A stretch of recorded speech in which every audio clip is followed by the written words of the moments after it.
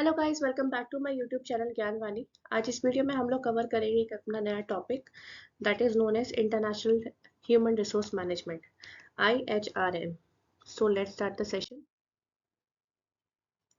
देखो, सबसे पहले हम लोग समझते हैं कि इंटरनेशनल ह्यूमन रिसोर्स मैनेजमेंट होता क्या है। हमने एचआरएम की बात करी है। एचआरएम सभी को पता है कि बेसिकली ह्यूमन रिसोर्स मैनेजमेंट की एक्टिविटीज क्या होती है और वो कैसे डील करता है एक ऑर्गेनाइजेशन में।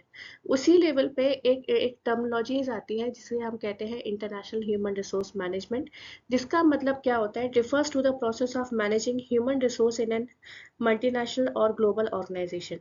ठीक है, यानी कि ह्यूमन रिसोर्स को मैनेज करना इंटरनेशनली लेवल पे, मल्टीनेशनली लेवल पे, ग्लोबली लेवल पे। ठीक है, जब भी कोई भारत में या इंडिया में कोई अपने बिजनेस को स्टार्ट करता है और धीरे धीरे करके जब उसका बिजनेस एक्सपेंड होता है, तो वो क्या होता है, धीरे धीरे करके अपने जो उसका जो बिजनेस है वो दूसरे देशों में भी जाके एक्सपेंड होने लग जाता है। ठीक है, वो अपने ऑपरेशंस को बढ़ाता है। अब क्या होता है कि जैसे अपने भारत में काम करा, ठीक है, इंडिया में काम करा, इंडिया के लोगों के हिसाब से काम करा, उसके रूल्स रेगुलेशंस के हिसाब से माने। ठीक है, तो वहाँ जो एचआर के लोग हैं वो लोग उसी लेवल पे काम कर रहे हैं, लेकिन जब वही बिजनेस इंटरनेशनल लेवल पे एक्सपेंड होगा तो वो कहलाएगा आपका इंटरनेशनल ह्यूमन रिसोर्स मैनेजमेंट। ठीक है, क्योंकि अब ये इंडिया की जिम्मेदारी बन जाती है कि अब अगर हमारा बिजनेस बाहर के देशों में भी एक्सपेंड हो रहा है तो बाहर के जो रूल्स रेगुलेशंस है इंटरनेशनल लेवल पे, लोगों को रिक्रूट करना, हायर करना, कंपनसेशन प्रोवाइड करना, तो उनकी भी उतनी ही जिम्मेदारी बढ़ जाती है। तो उन जिम्मेदारियों को पूरा कौन करता है? International human resource management. जैसे इंडिया में संभालते हैं ह्यूमन रिसोर्स मैनेजमेंट, वैसे ही इंटरनेशनल लेवल पे इंटरनेशनल ह्यूमन रिसोर्स मैनेजमेंट जो इंटरनेशनली लेवल के जो रूल्स एंड रेगुलेशंस हैं उनके हिसाब से फॉलो अप करता है। So when companies expand their operations to different countries, they need to handle people from different cultures, laws, language and working environments. ठीक है, तो जब कंपनी अपने ऑपरेशंस को एक्सपेंड करती है डिफरेंट कंट्रीज में, ठीक है, अब जैसे इंडिया में कोई बिजनेस खोला है, अब इंडिया के अलावा वो डिफरेंट डिफरेंट कंट्रीज में भी जाके अपने बिजनेस को एक्सपेंड कर रहे हैं। ठीक है, उसको बढ़ा रहे हैं, तो उनकी रिस्पॉन्सिबिलिटी और बढ़ जाती है। ठीक है, उनको हैंडल करना पड़ता है लोगों को, जैसे जो डिफरेंट कल्चर्स के लोग होते हैं, लॉज, लैंग्वेजेस, अलग अलग कंट्री से आते हैं तो अलग अलग भाषाएं होती है। ठीक है, अलग अलग वर्किंग एनवायरनमेंट से आते हैं। ठीक है, तो उन सब चीज़ों से डील कौन करता है? International human resource management, that is known as IHRM। ठीक है, so IHRM include various functions: recruitment, selection, training, development, compensation, performance management and legal compliance at international level. Same वही जैसे इंडिया में होता है HRM, वही रिक्रूटमेंट, सिलेक्शन, ट्रेनिंग, डेवलपमेंट, वही same activity हमें इंटरनेशनली लेवल पे भी परफॉर्म करनी पड़ती है। ठीक है, उसके रूल्स रेगुलेशंस थोड़े अलग होते हैं, उनके थोड़े नए कायदे कानून बनते हैं, वही ट्रेनिंग तरीके से करनी पड़ती है, डेवलपमेंट करना पड़ता है, सिलेक्शन करना पड़ता है, वही सेम प्रोसीजर होता है, लेकिन थोड़े से रूल्स रेगुलेशन, थोड़े से लॉस थोड़े डिफरेंट हो जाते हैं। So IHRM is more complex than domestic HRM due to cross-culture differences, political system and legal variations। वही मैंने बोला ना, थोड़े से कॉम्प्लेक्स हो जाते हैं क्योंकि थोड़ी सी रिस्पॉन्सिबिलिटी ज़्यादा बढ़ जाती है। अब उनके रूल्स रेगुलेशंस अलग है, डिफरेंट क्रॉस कल्चर्स के लोग आते हैं, डिफरेंट वैल्यूज होती है, लैंग्वेजेस का प्रॉब्लम होता है, वर्किंग एनवायरनमेंट किसी को सूट नहीं होता। तो IHRM की थोड़ी सी रिस्पॉन्सिबिलिटी बढ़ जाती है, इसलिए इसको थोड़ा सा क्या बोल दिया जाता है, कॉम्प्लेक्स है as compare to domestic HRM। अब समझ लेते हैं इसके ऑब्जेक्टिव्स। अब बेसिकली इसका मेन ऑब्जेक्टिव्स क्या होता है? फर्स्ट होता है recruit the right people for right roles. ठीक है, सही लोगों का चुनाव करना सही रोल के लिए। सो IHRM ensure that skilled and suitable employees, ये इंश्योर करता है स्किल्ड एंड सुटेबल एम्प्लॉयज को, चाहे वो लोकल हो, चाहे वो एक्सपेट्रेट हो, चाहे थर्ड कंट्री नेशनल। लोकल मतलब इंटरनेशनली लेवल पे, जैसे अमेरिका में कंपनी है तो अमेरिका के लोगों को ही हायर कर लिया। ठीक है, एक्सपेट्रेट मतलब कोई इंडिया का रहने वाला है लेकिन अमेरिका चला गया कुछ काम के लिए, कुछ प्रोजेक्ट के लिए, या वहीं जाके सेटल हो गया।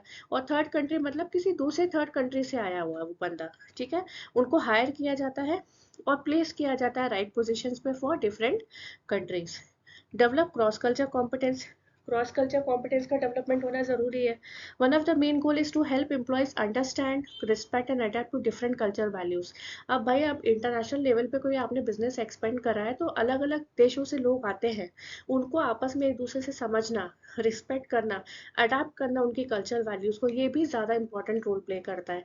ऐसा थोड़ी ना कि हम केवल अपनी ही भाषा बोल रहे हैं, सामने वाले की भाषा भी हमें समझ में आनी चाहिए। सामने वाला का एनवायरनमेंट क्या है, वो किस एनवायरनमेंट से आया है, हम किस एनवायरनमेंट से आए हैं, तो उसका अडेप्टेबल नेचर भी बहुत इंपॉर्टेंट रोल प्ले करता है। तो ये सब रिस्पॉन्सिबिलिटीज भी किसकी होती है? इंटरनेशनल ह्यूमन रिसोर्स मैनेजमेंट की। नेक्स्ट है enhance employee engagement and retention. अब कभी कभी होता है ना कि जैसे कोई एक्सपेट्रेट चला गया या लोकल के लोग ही है, कोई इंडिया से आ गया तो एडजस्टमेंट नहीं हो पाता है। उसके लिए एम्प्लॉय एंगेजमेंट होना बहुत ज़रूरी है, एम्प्लॉय का रिटेंशन होना बहुत ज़रूरी है। ठीक है, कंपनी अच्छी है, सब कुछ अच्छा है, लेकिन अगर वर्किंग एनवायरनमेंट ही अच्छा नहीं है तो लोग क्या करते हैं, कंपनी जल्दी छोड़ के चले जाते हैं। उनको लगता है कि नहीं यार, हम अपने भारत ही रिटर्न हो जाए तो बेस्ट है। तो it aims to improve job satisfaction, motivation and loyalty among global employees, helping to reduce turnover. ठीक है, जितना अच्छा एम्प्लॉय एंगेजमेंट होगा, रिटेंशन होगा, उतना ज़्यादा जॉब सेटिस्फैक्शन होगा, मोटिवेशन बढ़ेगा एम्प्लॉयज़ के बीच में, और लॉयल्टी रहेगी आपस में। ठीक है, provide fair and competitive compensation. अब कौन नहीं चाहेगा कि अगर हम इंटरनेशनल लेवल पे काम करने जा रहे हैं, बिजनेस अगर अपना एक्सपेंड कर रहे हैं, लोगों को हायर कर रहे हैं, ठीक है, तो उनके लिए एक provide fair and competitive compensation provide करना बहुत ज़रूरी हो जाता है। तो IHRM design compensation system that are fair and attractive while considering cost of living, taxation, local pay norms and organisation standard. इन सब चीज़ों को ध्यान में रखते हुए IHRM क्या करता है, डिज़ाइन करता है कंपनसेशन सिस्टम जो कि फेयर हो, सबके लिए फेयर हो और सबके लिए इक्विटेबल हो। नेक्स्ट है ensure legal compliance. Every country has its own labour laws and regulations. हर कंट्री के अपने अपने रूल्स रेगुलेशंस होते हैं, लेबर लॉज होते हैं, रेगुलेशंस होते हैं। So IHRM make sure that organisation compiles with all local legal requirement regarding hiring, compensation, working hours and termination. तो IHRM यही इंश्योर करता है कि भाई जिस देश में हमने अगर अपना ब्रांच खोला है तो उस देश के नियम कायदे कानून मानना भी उनकी जिम्मेदारी है। इन सब चीज़ों को ध्यान में रखते हुए, नियम कायदे कानूनों को मानकर, उन सब चीज़ों को ध्यान में रखते हुए हायरिंग की जाती है, कंपनसेशन प्रोवाइड किया जाता है, वर्किंग आवर्स डिसाइड किए जाते हैं, और वही टर्मिनेशन के जो रूल्स रेगुलेशंस होते हैं वो सब फॉलो किए जाते हैं। मतलब जैसे आप अपने देश में काम कर रहे हो, अपने देश के नियमों का पालन कर रहे हो, वैसे उसी तरह से दूसरे देशों का भी नियमों का पालन करना उतना ज़रूरी होता है। नेक्स्ट है functions of human resource management. Main functions क्या है, sorry, international human resource management. सबसे पहले है human resource planning, forecasting the organisation future human resource needs at a global level. अब देखो, हम लोग नॉर्मली अगर इंडिया में करें तो ह्यूमन रिसोर्स की कितनी ज़रूरत है, हम लोग केवल इंडिया के लेवल के हिसाब से फोकस कर रहे हैं। अब अगर बिजनेस इंटरनेशनल लेवल पे एक्सपेंड हो रहा है तो ग्लोबल लेवल पे हमें कितनी ह्यूमन रिसोर्स की ज़रूरत पड़ेगी, उस हिसाब से HR प्लानिंग करना, उस हिसाब से ऑर्गेनाइजेशन के लिए फोरकास्टिंग करना, प्रेडिक्शन लगाना कि भाई अभी इतने ज़रूरत है एम्प्लॉयज़ की, और ज़्यादा ज़रूरत हमें पड़ सकती है। नेक्स्ट है recruitment and selection, hiring suitable employees from various sources, जैसे पेरेंट कंट्री नेशनल, जो सुटेबल एम्प्लॉयज़ को हायर करना PCN के थ्रू, HCN के through, host country national and third country national.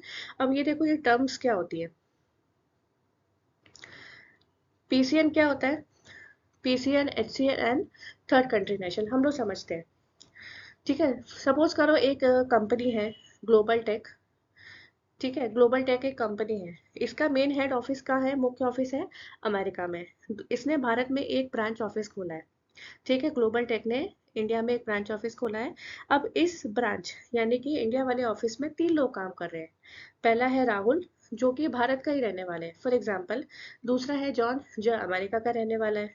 और तीसरा कौन है, कार्लोस, जो स्पेन का रहने वाला है। अब देखो समझते हैं, भारत में ही काम करता है, मतलब कंपनी की ब्रांच भारत में है और राहुल भी भारत का ही है। ठीक है, तो ये कौन हो गया, राहुल कौन हो गया, HCN। कंपनी की ब्रांच जिस जगह है उसी का अगर आप बंदा हायर कर रहे हो ना, उसी का आप एम्प्लॉय हायर कर रहे हो जिस जगह ब्रांच है, तो वो एम्प्लॉय कहलाएगा कौन, होस्ट कंट्री नेशनल, यानी कि HCN, मतलब जहाँ ब्रांच है वहीं का एम्प्लॉय। ठीक, नेक्स्ट है जॉन। अब हमने जॉन की बात करी थी, जॉन कहाँ रहता है, अमेरिका में। ठीक है, वो अमेरिका का रहने वाला है। तो अमेरिका से भेजा गया भारत में काम करने के लिए, ठीक है, मतलब कंपनी अमेरिका की है, जॉन भी अमेरिका से आया है, तो वो कौन हो गया, उसे भारत में भेजा गया है, ठीक है, भारत में भेजा गया कहाँ से, अमेरिका से, तो वो कौन हो गया, पीसीएल, यानी कि जहां कंपनी की शुरुआत हुई वहां का एम्प्लॉय। और थर्ड है थर्ड कंट्री नेशनल, जो किसी तीसरे देश से आया है, जैसे कि कैलोस, फॉर एग्जांपल कैलोस है जो स्पेन का रहने वाला है, तो भारत की ब्रांच में काम कर रहा है, मतलब कंपनी अमेरिका की है, ब्रांच भारत में है, ठीक है, लेकिन कैर्लोस कौन है, स्पेन से है, यानी कि वो थर्ड कंट्री नेशनल है, यानी कि टीसीएन, मतलब तीसरे देश का एम्प्लॉय, ना कंपनी वाले देश का ना ब्रांच वाले देश का, वो कोई और थर्ड पार्टी है, ठीक है। तो ये हो गया आपका थर्ड कंट्री नेशनल, यानी कि एचसीएन क्या होता है, जहां ब्रांच है वहीं का एम्प्लॉय, जहां ब्रांच है वहीं का एम्प्लॉय, पीसीएन जहां से कंपनी की शुरुआत हुई वहां का एम्प्लॉय, और ये टीसीएन थर्ड कंट्री नेशनल, ठीक है, ना तो इसकी ना इससे ना तो ब्रांच का कोई रिलेशन है, ना ही कंपनी के जहां से शुरुआत हुई उस चीज का, ये किसी और थर्ड कंट्री नेशनल का ही एम्प्लॉय है, इसे हम लोग क्या बोलेंगे, टीसीएन। Got it. नेक्स्ट है training and development. Training and development provide करना, providing cross culture training to help employees adjust in foreign environments, foreign environments में एडजस्ट होने के लिए क्रॉस कल्चर ट्रेनिंग प्रोवाइड कराना एम्प्लॉयज को बहुत जरूरी होता है।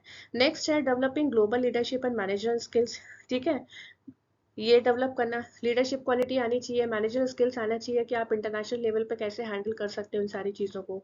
नेक्स्ट है organising language training, technical training and soft skill development, ये चीज़ें भी बहुत ज़्यादा इंपॉर्टेंट रोल प्ले करती है, ठीक है, आपको हर चीज़ की ट्रेनिंग प्रोवाइड कराई जाएगी, अगर आप इंटरनेशनल लेवल पे काम कर रहे हो तो ये सब चीज़ें भी आपको सीखना बहुत ज़रूरी हो जाता है, तो ये सब चीज़ें भी प्रोवाइड कराता है कौन, internationally human resource management. Next है परफॉर्मेंस मैनेजमेंट डिजाइन करना, designing fair and effective appraisal system for international employees, international employees के लिए एक fair and effective appraisal system design करो, जैसे कि भारत में डिजाइन किया जाता है, राइट, जिससे उनको क्या होगा, मोटिवेशन मिलेगा, सेटिस्फैक्शन मिलेगा, वर्किंग एनवायरनमेंट अच्छा होगा, तो वो लोग बहुत और ज़्यादा रिटेंशन प्रोवाइड करेंगे, एम्प्लॉय एंगेजमेंट अच्छा बढ़ेगा। नेक्स्ट है कंपनसेशन एंड बेनिफिट्स, वही creating competitive equitable and culturally sensitive compensation structure, equitable and fair culture हो, फेयर कंपनसेशन स्ट्रक्चर हो, and managing international play allowances bonus and benefits like relocation and housing, अगर internationally level पे कोई इंसान relocation कर रहा है या कोई मतलब उसको बेनिफिट्स चाहिए, तो उन सब चीज़ों को भी मैनेज करना आना ज़रूरी है, ठीक है, जैसे अलाउंसेस हो गया, इंटरनेशनल लेवल पे क्या पे मिलता है, क्या अलाउंसेस होते हैं, क्या बोनस होते हैं, क्या बेनिफिट्स मिलते हैं एम्प्लॉयज़ को, ये सब चीज़ें भी मैनेज करना एक आईएचआरएम की रिस्पॉन्सिबिलिटी है। एक्सपेक्ट्रेट मैनेजमेंट, सबसे ज़्यादा इंपॉर्टेंट चीज़ क्या है, expatriate management, selecting training and supporting employees on international assignments and providing assistant for relocation, family adjustment and culture integration. देखो इसका मतलब क्या होता है कि जैसे कोई एम्प्लॉय है, ठीक है, उसको भारत से रिक्रूट करके, उसको इंडिया से रिक्रूट करके इंटरनेशनल लेवल पे जैसे अमेरिका भेजा गया, अब अमेरिका में वो चला तो गया, अपनी फैमिली के साथ एडजस्ट हो गया, सब हो गया, लेकिन अगर वो एडजस्ट ही नहीं हो पा रहा है तो फिर काम कैसे करेगा। तो आईएचआरएम की क्या ड्यूटी बनती है कि भाई उस एम्प्लॉय को, उसको क्या बोलते हैं हम, एक्सपेक्ट्रेट एम्प्लॉय, कि उस एम्प्लॉय को प्रॉपर ट्रेनिंग प्रोवाइड कराई जाए, एक सपोर्टिंग, एक अच्छा वर्किंग एनवायरनमेंट प्रोवाइड कराया जाए, ठीक है, इंटरनेशनल असाइनमेंट्स अगर उसको दिए जा रहे हैं तो उस लेवल का उसको सपोर्ट भी मिलना चाहिए, ऐसा नहीं है कि भाई आपने बहुत अच्छा उसको कंपोजिशन प्रोवाइड करवा दिया, फेयर स्ट्रक्चर अच्छा है, रिलोकेशन में कोई प्रॉब्लम नहीं है, आपके बच्चों को भी अच्छी एजुकेशन प्रोवाइड कराई जाएगी, लेकिन वो बंदा खुद ही एडजस्ट नहीं हो पा रहा है तो कैसे रहेगा अपनी फैमिली, अपने अपने बच्चों के साथ। तो आईएचआरएम की क्या ड्यूटी बनती है कि जब कोई एक्सपेक्टेड को वो लोग हायर करते हैं ना, तो उनको एक अच्छा ट्रेनिंग प्रोवाइड कराना चाहिए, एक सपोर्टिंग वर्किंग एनवायरनमेंट होना बहुत ज़रूरी होता है, ठीक है, जिससे उसे रिलोकेशन में प्रॉब्लम ना आए, फैमिली एडजस्टमेंट में प्रॉब्लम ना आए, ठीक है, तो इन सब चीज़ों का भी ध्यान कौन रखता है, इंटरनेशनल ह्यूमन रिसोर्स मैनेजमेंट। तो आज की वीडियो में बस इतना ही, हमने पढ़ा कि आईएचआरएम क्या होते हैं और उसकी क्या क्या रिस्पॉन्सिबिलिटीज होती हैं, तो ये वीडियो अगर आपको पसंद आया तो प्लीज़ इसे लाइक शेयर सब्सक्राइब ज़रूर करें। Thank you so much.